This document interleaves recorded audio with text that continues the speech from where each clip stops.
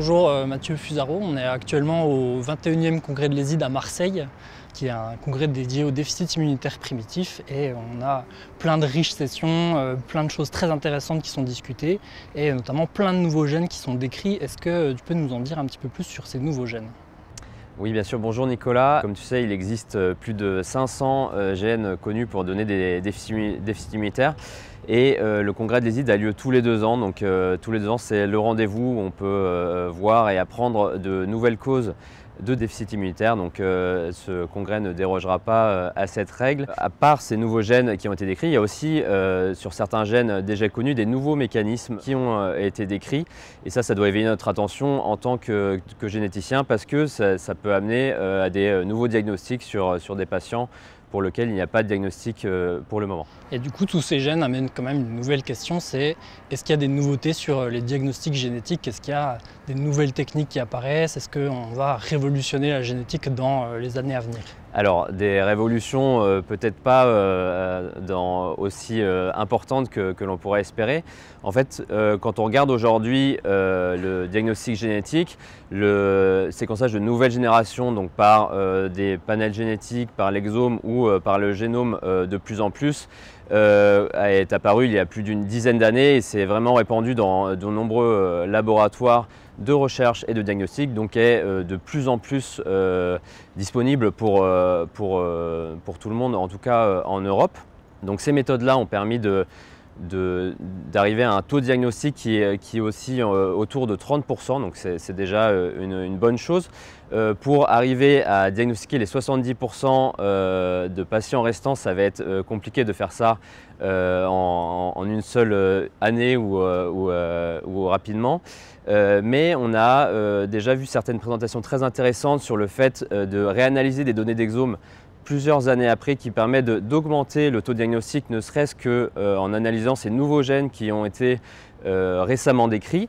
Donc on a ces méthodes-là. On a aussi des méthodes utilisant l'intelligence artificielle qui permettent de voir une révolution peut-être plus analytique pour essayer de trouver des nouveaux gènes grâce à ces méthodes-là.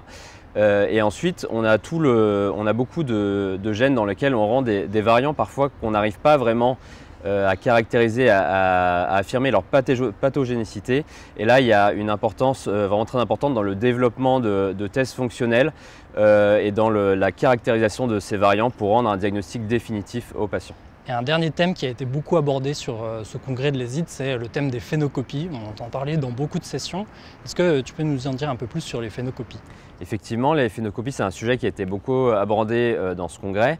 Les phénocopies, ça peut décrire 2 choses différentes.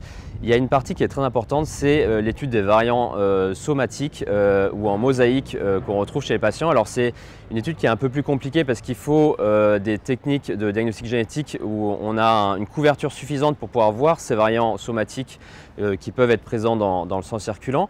Mais il y a certaines présentations qui ont montré que selon les cellules qui étaient mutées pour un variant en particulier, il pouvait y avoir des manifestations cliniques qui étaient différentes chez ces patients-là. Donc ça complique un peu la tâche des généticiens en obligeant à aller voir vraiment dans les types cellulaires différents pour trouver ces mutations. Ça peut aussi vouloir désigner des patients qui vont développer des auto-anticorps contre certaines parties du système immunitaire. Les plus connus sont des auto-anticorps contre les cytokines. Ça a été notamment développé depuis l'épidémie Covid avec la découverte des anticorps anti-interférons chez les patients Covid sévères. Donc ça avait fait grand bruit déjà il y a quelques années et ça continue à être décrit dans plusieurs catégories de ces patients.